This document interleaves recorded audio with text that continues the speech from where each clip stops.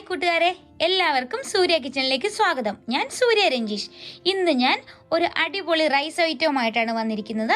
നമ്മളുടെ തിരക്കിട്ട ജീവിതത്തിനിടയ്ക്ക് നമുക്ക് വളരെ പെട്ടെന്ന് ഉണ്ടാക്കിയെടുക്കാൻ പറ്റുന്നതും അതുപോലെ വളരെ സ്വാദിഷ്ടവുമായിട്ടുള്ള ഒരു പുതിന റൈസാണ് ഉണ്ടാക്കി കാണിക്കാൻ പോകുന്നത്. നമ്മൾക്ക് വെജോ നോൺ വെജോ ഏത് സൈഡ് ഡിഷും ഇതിൻ്റെ കൂടെ നല്ലതാണ്. അപ്പോൾ നമുക്ക് നോക്കാം ഈ പുതിന റൈസ് എങ്ങനെയാണ് ഉണ്ടാക്കിയെടുക്കുന്നതെന്ന്. ആദ്യം തന്നെ നമ്മുടെ പുതിന റൈസിന് വേണ്ടി നമുക്ക് പുതിന വേണം. പിന്നെ ഞാൻ ഇന്നത് കാന്താരി മുളക് വെച്ചാണ് ഉണ്ടാക്കുന്നത്. അതുകൊണ്ട് നമുക്ക് ആദ്യം തന്നെ കുറച്ച് പുതിന പറിച്ചെടുക്കാം. ഞാനിവിടെ പുതിന ഇങ്ങനെ പറിച്ചെടുക്കുകയാണ്. നമ്മുടെ വീട്ടിൽ തന്നെ ഉണ്ടായ പുതിനയിൽ നിന്ന് റൈസൊക്കെ ഉണ്ടാക്കുമ്പോൾ ഒരു പ്രത്യേക ടേസ്റ്റാണല്ലോ. പുതിന വളർത്താൻ വളരെ എളുപ്പമാണ്. ഒരു ചെറിയൊരു ചെടി കൊണ്ട് വെച്ച് കഴിഞ്ഞാൽ തന്നെ അത് നന്നായിട്ട് വളർന്നു വരും. ഇതിപ്പോൾ ഓൾറെഡി നന്നായിട്ട് വളർന്നിട്ട് പോയി. ഞാനതൊന്ന് വെട്ടിവിട്ടു. അതിനുശേഷം പിന്നെയും കിളിർത്ത് വന്നതാണ്. ഇത്രയും മതിയാവും. ഇതാ ഞാനിപ്പോൾ ഇത്രയും പുതിന പറിച്ചിട്ടുണ്ട്. ഇനി നമുക്ക് കുറച്ച് കാന്താരി മുളകും പറിച്ചെടുക്കാം. ഇതുണ്ടോ നമ്മുടെ നാട്ടിലത്തെ അതേ കാന്താരി മുളക്. ആദ്യമൊന്നും എനിക്കങ്ങനെ കാന്താരി മുളക് ആവുന്നില്ലായിരുന്നു. പക്ഷേ കാന്താരി മുളകാണ് മറ്റു മുളകിനേക്കാളും ഇത്തിരി താമസമാണ്. ഇത് നല്ല സ്പൈസിയാണ്. ഞാൻ അതുകൊണ്ടൊരു 5-6 കുട്ടികളും കൂടെ ഉള്ളതുകൊണ്ട് നമുക്ക് ഒരുപാട് സ്പൈസി ഇടാൻ പറ്റില്ല. പക്ഷെ നല്ല സ്പൈസി ആയിട്ട് ഉണ്ടാക്കുകയാണെങ്കിൽ വളരെ നല്ല ടേസ്റ്റ് ആയിരിക്കും. 1-2 കൂടെ പറിച്ചെടുക്കാം. ഫ്രഷ് കാന്താരി മുളകും ഫ്രഷ് പുതിനയും വെച്ചാണ് നമ്മളിന്ന് റൈസ് ഉണ്ടാക്കാൻ പോകുന്നത്. ആദ്യം തന്നെ പുതിന റൈസിന് വേണ്ടി നമുക്ക് എന്തൊക്കെയാണ് ഇൻഗ്രീഡിയൻസ് എന്ന് നോക്കാം. ഞാനിവിടെ കുറച്ച് പുതിന എടുത്ത് കഴുകി വെച്ചിട്ടുണ്ട്. കൂടാതെ കുറച്ച് ഹോൾ സ്പൈസസ് എടുത്തിട്ടുണ്ട്. അതിനകത്ത് പട്ടയുണ്ട്, ഗ്രാമ്പൂവുണ്ട്, സ്റ്റാറുണ്ട്, ഒരു ബേ ലീഫ് ഉണ്ട്, ഒരു സ്റ്റോൺ ഫ്ലവർ ഉണ്ട്. ഈ സ്റ്റോൺ ഫ്ലവർ എന്ന് പറയുന്നത് നമ്മുടെ റൈസിന് വളരെ ടേസ്റ്റ് കൊടുക്കുന്നതാണ്. നിങ്ങൾ തലപ്പകട്ടി ബിരിയാണി എന്നൊക്കെ കേട്ടിട്ടുണ്ടാവും.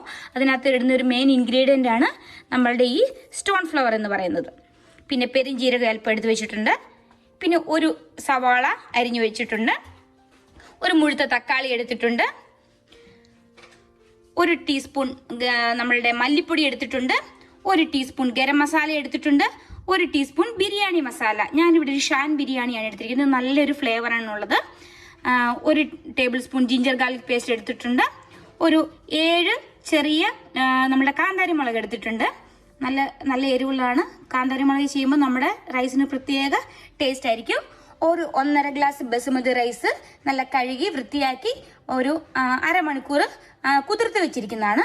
നമുക്ക് ഉപ്പ് വേണം, അല്പം മഞ്ഞൾപ്പൊടി. ഇനി നമുക്ക് നോക്കാം ഇതെങ്ങനെയാണ് ഉണ്ടാക്കിയെടുക്കുന്നതെന്ന്. അടുത്തതായി നമുക്ക് പുതിന റൈസിനുള്ളൊരു മസാല ഉണ്ടാക്കാം. അതിനുവേണ്ടി ഒരു മിക്സിയുടെ ജാർ ഇവിടെ എടുത്തു വെച്ചിട്ടുണ്ട്. ഇതിലേക്ക് നമ്മൾ എടുത്തു വെച്ചിരിക്കുന്ന ടൊമാറ്റോസ്, അതുപോലെ തന്നെ നമ്മുടെ സവാള, എടുത്തു വെച്ചിരിക്കുന്ന പുതിന, എടുത്തു വെച്ചിരിക്കുന്ന കാന്താരി മുളക്, ജിഞ്ചർ ഗാർലിക് പേസ്റ്റ്,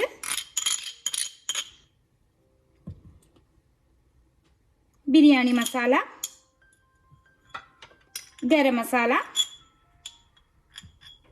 മല്ലിപ്പൊടി. കൂടാതെ ഇതിലേക്ക് ഞാൻ ഒരല്പം മഞ്ഞൾപ്പൊടിയും കൂടെ ഇട്ട് കൊടുക്കുകയാണ്. അതിനുശേഷം മസാലയ്ക്ക് ആവശ്യമായ ഉപ്പും കൂടെ നമ്മൾ ഇട്ട് കൊടുക്കുന്നു. അതിനുശേഷം നമുക്കിതിനെ നന്നായിട്ടൊന്ന് അരച്ചെടുക്കണം. അടുത്തതായി ഞാനൊരു കുക്കർ അടുപ്പിൽ വെച്ചിട്ടുണ്ട്. അതിലേക്ക് ഞാനൊരു 2 ടേബിൾ സ്പൂൺ നെയ്യും ഒഴിച്ചിട്ടുണ്ട്. അപ്പോൾ നിങ്ങൾക്ക് 2 ടേബിൾ സ്പൂൺ നെയ്യ് വേണ്ടെങ്കിൽ കുറയ്ക്കാം. ഞാനിപ്പോൾ 2 ടേബിൾ സ്പൂൺ ആണ് ഇവിടെ ഒഴിച്ചിരിക്കുന്നത്. ഇതിലേക്ക് നമ്മൾ ഓൾറെഡി എടുത്തു വെച്ച മസാല അരച്ച പേസ്റ്റ് ഞാൻ ഒഴിച്ചു കൊടുക്കുകയാണ്. ഇനി ഈ നെയ്യിൽ കിടന്ന് ഈ പേസ്റ്റ് നന്നായിട്ടൊന്ന് വഴറ്റിയെടുക്കണം. അതായത് ഇതിൻ്റെ വെള്ളമയെല്ലാം പോയി ഈ നെയ്യൊന്ന് തെളിഞ്ഞു വരുന്നവരെ നന്നായിട്ട് വഴറ്റിയെടുക്കണം. എത്രയും നന്നായിട്ട് വഴറ്റുന്നോ അത്രയും ടേസ്റ്റ് ആയിരിക്കും നമ്മുടെ റൈസിന്. നമ്മളിതിനി നന്നായിട്ടൊന്ന് ഇളക്കി കൊടുത്ത് ഇതിനകത്തെ വെള്ളമയെല്ലാം വറ്റി അതിൻ്റെ ആ റോ ടേസ്റ്റ് എല്ലാം ഒന്ന് മാറി വരുന്നവരെ ഇളക്കണം. ഇപ്പോൾ നമ്മുടെ മസാലയുടെ ആ പച്ച ടേസ്റ്റ് എല്ലാം ഒന്ന് മാറി വന്നിട്ട് അല്പം നെയ്യെല്ലാം തെളിഞ്ഞു വരുന്നുണ്ട്. ഈ സമയം നമ്മൾ എടുത്തു വെച്ചിരിക്കുന്ന പട്ട, ഗ്രാമ്പൂ അങ്ങനത്തെ എല്ലാം ഇടുകയാണ്. ഇത് ആ നെയ്യ് മൂപ്പിച്ചപ്പോൾ വേണമെങ്കിൽ ഇടാം. ഞാനിപ്പോഴാണ് ഇട്ട് കൊടുക്കുന്നത്. ഇതിനുശേഷം ഇതിലേക്ക് നമ്മൾ എടുത്തു വെച്ചിരിക്കുന്ന റൈസ് ഇട്ട് കൊടുക്കുകയാണ്. അതായത് ഞാൻ 1.5 കപ്പ് റൈസാണ് എടുത്തിരുന്നത്. ഇവിടെ നമ്മൾ ഈ റൈസ് എല്ലാം ഇതിനകത്തേക്ക് ഇട്ട് കൊടുക്കുക.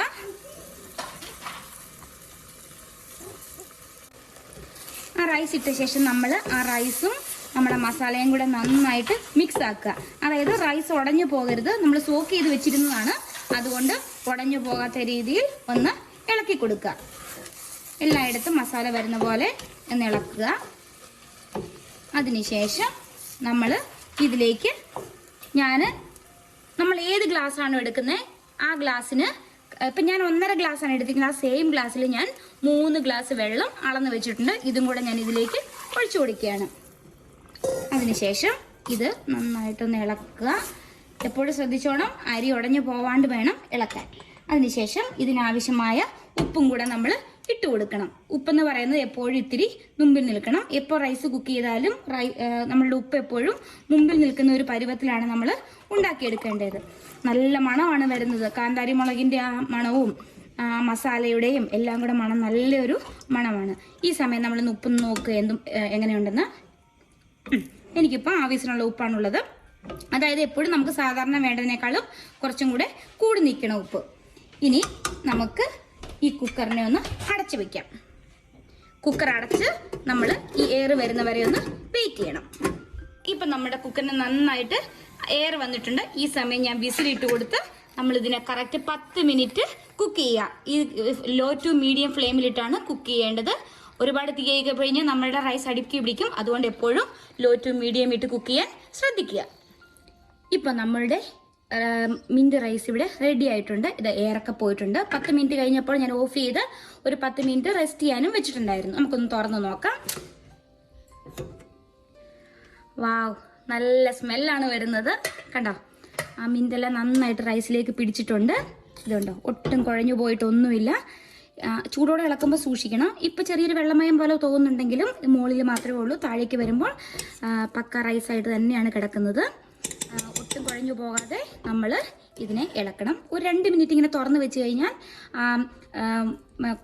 ആ ചൂടെല്ലാം ഒന്ന് പോയിട്ട് നമുക്ക് നല്ലതായിട്ട് തന്നെ റൈസ് എടുക്കാൻ പറ്റും. ഇനി നമുക്കിതിനെ ഒരു സെർവിങ് ഡിഷിലോട്ട് മാറ്റാം. നമ്മുടെ റൈസ് ഇവിടെ റെഡി ആയിട്ടുണ്ട്. കണ്ടോ, നല്ല ഭംഗിയുണ്ട് കാണാൻ. ഞാൻ ഇന്ന് നമ്മുടെ റൈസിൻ്റെ കൂടെ കഴിക്കാൻ നമുക്കിവിടെ കുറച്ച് ഗോബി മഞ്ചൂരിയൻ എടുത്ത് വെച്ചിട്ടുണ്ട്. അതുപോലെ ഞാൻ ഒനിയനും അതുപോലെ ടൊമാറ്റോയും പിന്നെ നമ്മുടെ ഗ്രേപ്സും ആഡ് ചെയ്തൊരു സാലഡുമാണ് ഉണ്ടാക്കിയിട്ടുള്ളത്, അല്ലെങ്കിൽ റൈത്തയാണ് ഉണ്ടാക്കിയിരിക്കുന്നത്. ഇനി നമുക്കിതൊന്ന് ടേസ്റ്റ് ചെയ്ത് നോക്കാം. ആദ്യം തന്നെ നമുക്ക് നമ്മുടെ റൈസ് ഇത്തിരി എടുക്കാം.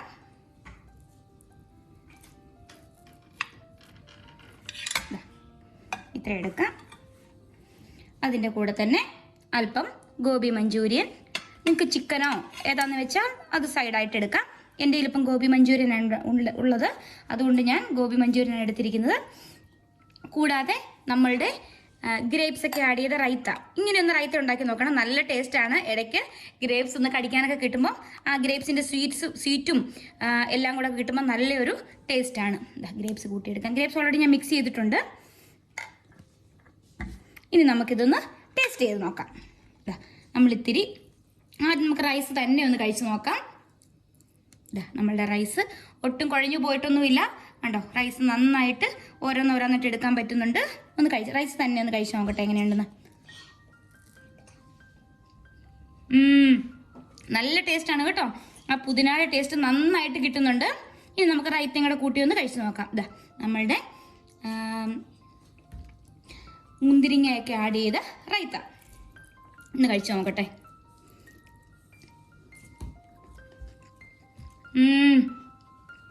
സൂപ്പർ ടേസ്റ്റാണ്. ആ മുന്തിരിങ്ങയുടെ മധുരവും, സാധാരണ പൈനാപ്പിളൊക്കെ നമ്മൾ റൈസിൽ ആഡ് ചെയ്യാറുണ്ടല്ലോ, പക്ഷെ ഇങ്ങനെ ഫ്രൂട്ട് ആഡ് ചെയ്തിട്ടുള്ള റൈത്ത വളരെ ടേസ്റ്റാണ്. നമുക്കിനി ഗോബി മഞ്ചൂരിയനും കൂടെ ചേർത്തൊന്ന് കഴിച്ചു നോക്കാം. നോൺ വെജുകാർക്കാണെങ്കിൽ ചിക്കൻ ഡിഷ് ഏതെങ്കിലും ഇത് നമുക്ക് കറി വേണ്ട ആവശ്യമില്ല. ശരിക്കും ഇങ്ങനത്തെ ഡ്രൈ ആയിട്ടുള്ള ഐറ്റം ആയിരിക്കും കുറച്ചും കൂടെ നല്ലത് ഇതിൻ്റെ കൂടെ കഴിക്കാനായിട്ട്. സൂപ്പർ ടേസ്റ്റാണ്. വളരെ എളുപ്പത്തിൽ ഉണ്ടാക്കിയെടുക്കാവുന്ന ഒരു റൈസാണ്. അപ്പം നിങ്ങളും ഇതുപോലെ ഒന്ന് ഉണ്ടാക്കി നോക്കണം കേട്ടോ.